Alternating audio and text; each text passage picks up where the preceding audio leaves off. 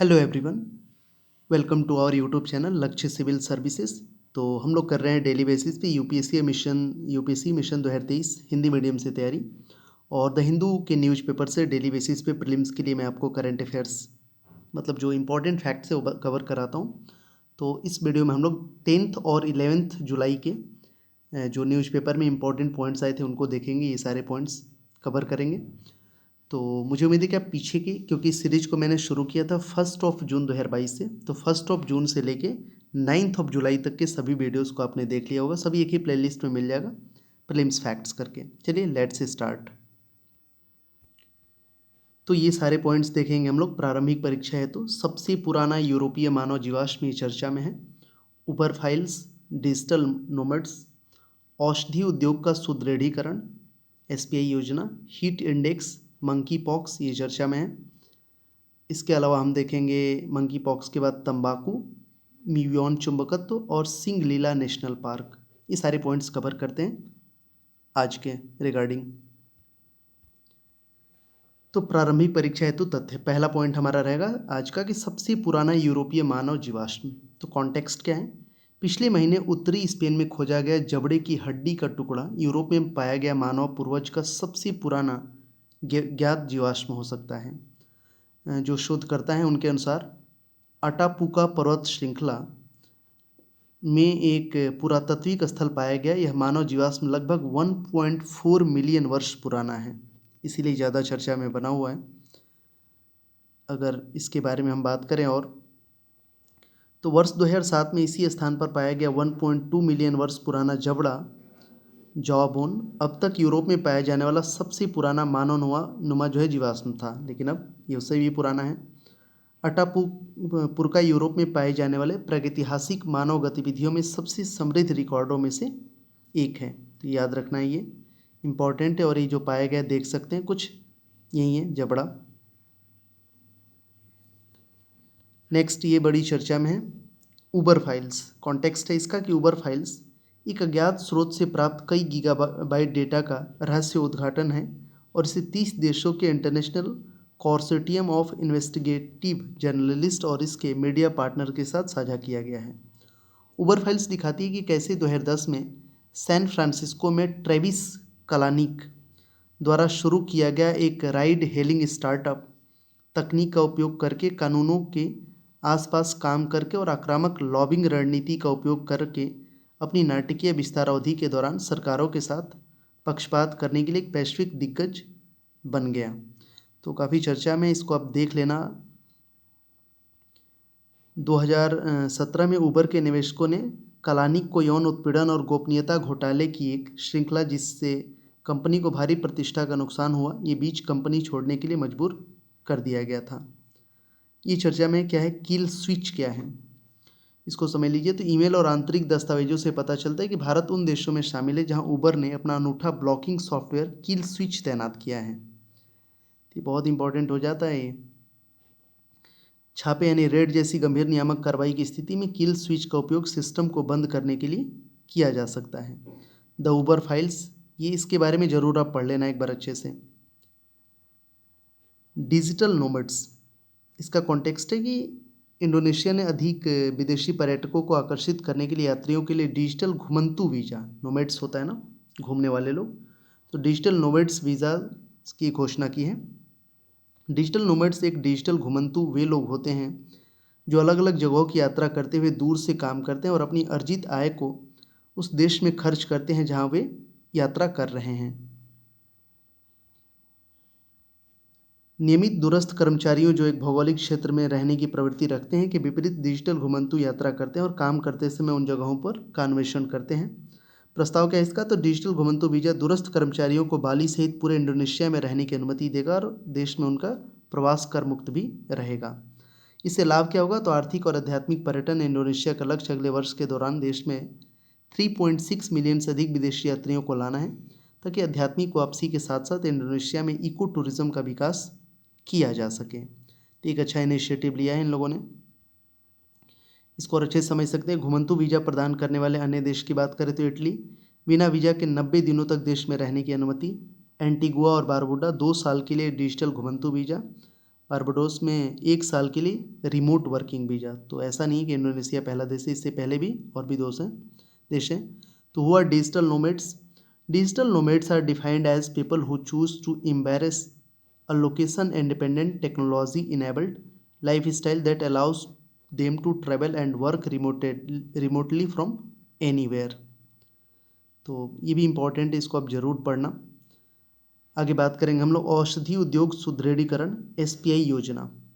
इसका कॉन्टेक्स्ट है फार्मास्यूटिकल और जो है यानी औषधि उद्योग का सुदृढ़ीकरण योजना। SPI का मतलब स्ट्रेंथनिंग, मतलब मजबूत करना ऑफ फार्मास्यूटिकल इंडस्ट्री।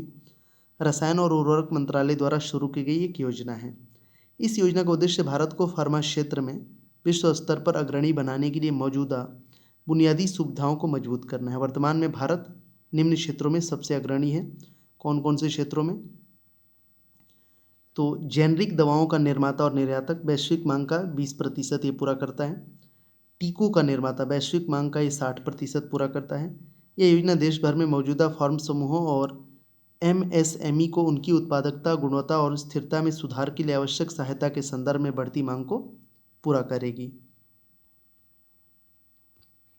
फार्मा से संबंधित अन्य योजनाएं की बात करें तो भारत में 3 मेगा बल्क ड्रग पार्क विकसित करने हेतु बल्क ड्रग पार्क को बढ़ावा देने की योजना है।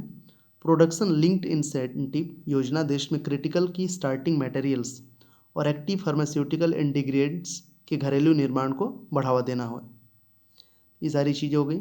हीट इंडेक्स ये भी चर्चा में है। हाल ही में दिल्ली का तापमान 52 डिग्री सेल्सियस हीट इंडेक्स पर महसूस किया गया था, किंतु मुख्य रूप से उच्च आर्द्रता और बारिश की कमी के कारण वास्तविक तापमान 39 डिग्री सेल्सियस था।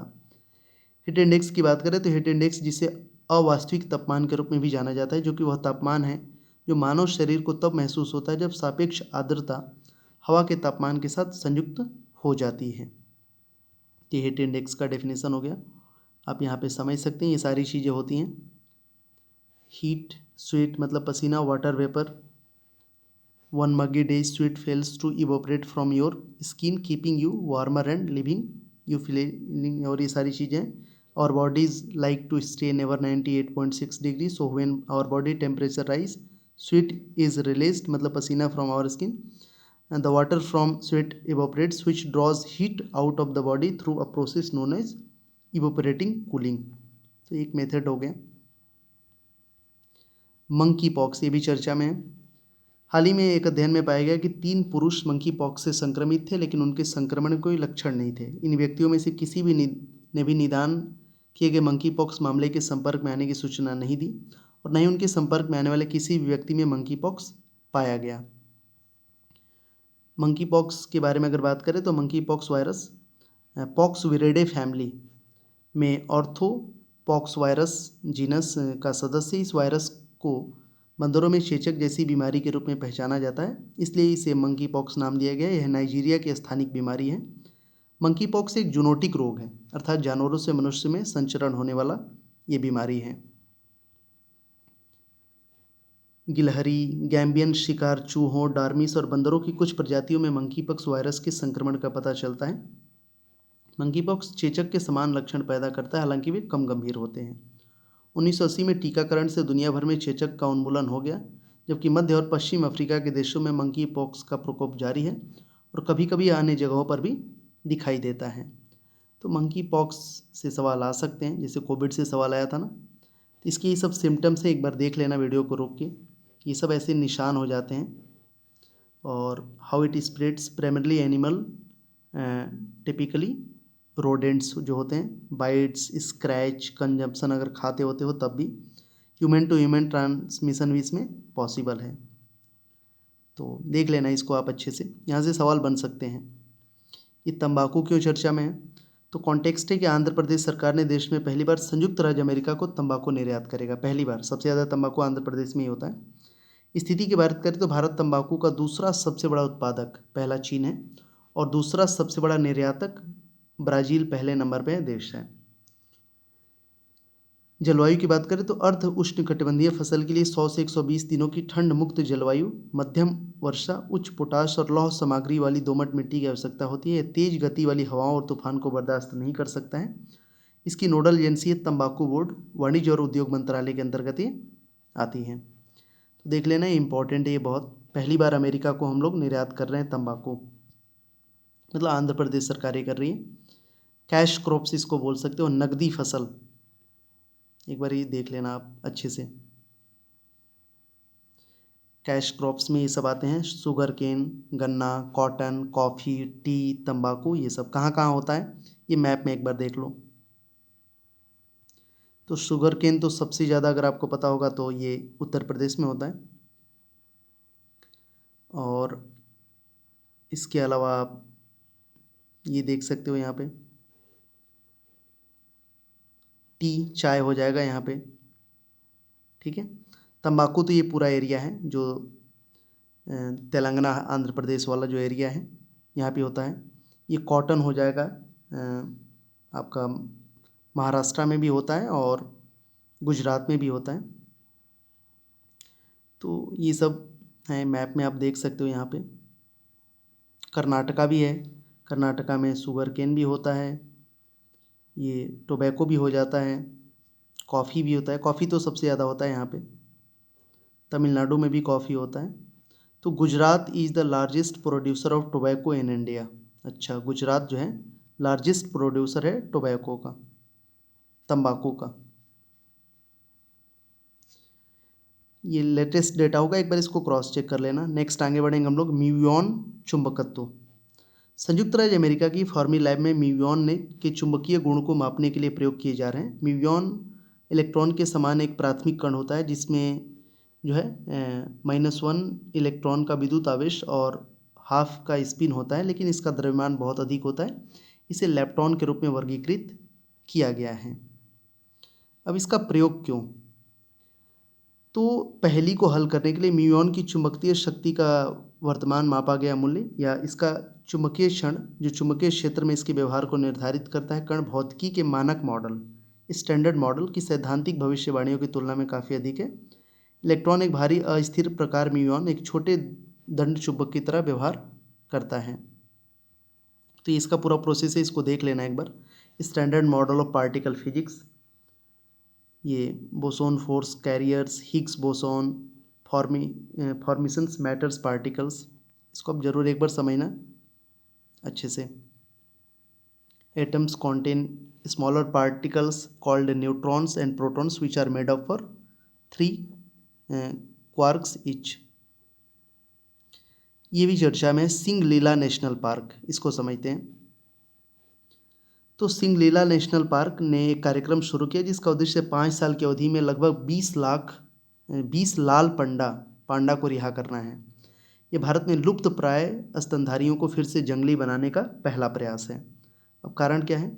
जंगलों में लाल पांडा, रेड पांडास की संख्या यहाँ तक कि सिंगलीला और नेओरा जो है घाटी राष्ट्रीय उद्यान जो पश्चिम बंगाल में भी घटती जा रही है। लाल पांडा के बारे में थोड़ा सा जानते हैं। तो IUCN श्रेणी लुप्त प्राय प्रजाति और भारतीय वन्यजीव संरक्षण अधिनियम 1972 की अनुसूची के अंतर्गत सूचीबद्ध है। आई के अंतर्गत सूचीबद्ध है। लाल पांडा शर्मीले, एकांत प्रिय और पेड़ों पर रहने वाले जानवर हैं और परिस्थितिकी परिवर्तन के लिए एक संकेतक प्रजाति माने जाते हैं। लाल पांडा का जीवित रहना पूर्वी और उत्तर पूर्वी हिमालय के सबल पाइन शंकुधारी वनों और पूर्वी हिमालयी चौड़ी पत्ती वाली जंगलों के लिए महत्वपूर्ण है। यह सिक्किम का राज्य पशु भी है, लाल पांडा, याद रखना ये। तो सुरक्षा उपाय की बात करें तो दक्षिण एशिया वन्यजीव परिवर्तन नेटवर्क सावेन जैसे बहुत सरकारी प्लेटफॉर्म के उपयोग के माध्यम से सीमा पर पार कानून प्रवर्तन सहयोग है। री वाइल्डिंग रेड पांडाज ये चर्चा में है, तो इम्पॉर्टेंट है ये। कहाँ ये? सिंगलीला नेशनल पार्क, ये वेस्ट बंगाल में है, यहाँ पे देख सकते हैं। ये मैप हो गया और यहाँ पे ये रेड पांडा ऐसा होता है। Got it? तो इस वीडियो के थ्रू हम लोग ने 10th और 11th ऑफ जुलाई 2022 के रिगार्डिंग ये सारे पॉइंट्स हमने कवर किए। देखो, ये इस सीरीज को शुरू करने का मैं बार बार बताता हूँ, एक ही मोटिव है, रिवीजन रिवीजन रिवीजन रिवीजन। क्योंकि मेरे को उम्मीद है आप डेली बेसिस पे द हिंदू न्यूज़पेपर कर रहे हो, नोट्स बना रहे हो, तो आपकी नोट्स में ये सारे पॉइंट्स ऐड ऑन हैं या नहीं, बस इसी के लिए होता है। शेयर करिए, चैनल को सब्सक्राइब करिए, नए हैं तो पीछे के सभी वीडियोज़ को ज़रूर देखिए और जब मन करे तब रिवाइज करिए। बहुत इंपॉर्टेंट ये सारे टॉपिक्स जो मैं बताता हूँ ये हैं। Thank you so much for watching this video. मिलते हैं नेक्स्ट वीडियो में, तब तक के लिए बाय, टेक केयर।